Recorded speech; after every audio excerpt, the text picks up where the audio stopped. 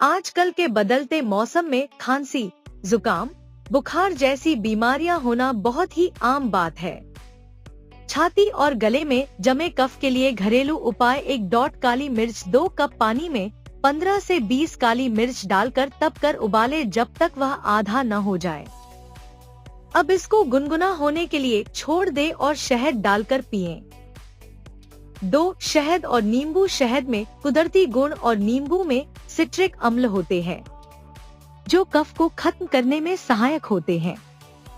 शहद में नींबू मिलाकर सेवन करने से कफ से राहत मिलती है। पूरे वीडियो के लिए लिंक पर क्लिक करें।